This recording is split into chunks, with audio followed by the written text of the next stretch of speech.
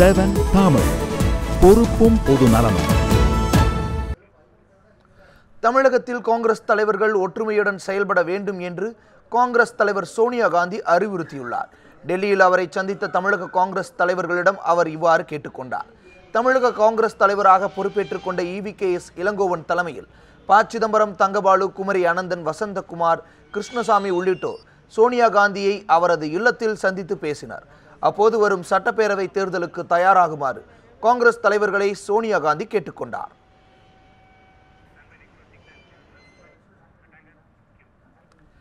சோனியா காந்தியுடனான சந்திப்புக்கு பின் தமிழக காங்கிரஸ் தலைவர் EVKS இளங்கோவன் நமது செய்தியாளர் ஸ்டான்லி ஜான் நடத்திய கலந்துரையாடலை இப்போது பார்க்கலாம்.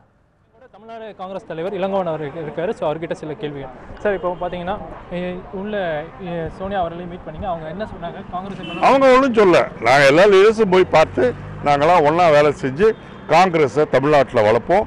எங்களுடைய நோக்கமே காமராஜருடைய ஆட்சியை கொண்டு வருவதான் என்று சொன்னோம். அவ்வளோதான். இந்த GK வாசன் ஸ்பிளிட்டை பற்றி ஏதாவது நான் பேச விரும்புகிறேன். எனக்கு ரொம்ப பாசத்துக்குரிய என்னுடைய அருமை மரியாதைக்குரிய மூப்பனாருடைய மகன் என்ற பாசம் இருக்கின்றதே ஒழிய அவர் போனதால் கட்சிக்கு எந்த விதமான நஷ்டமும் கிடையாது.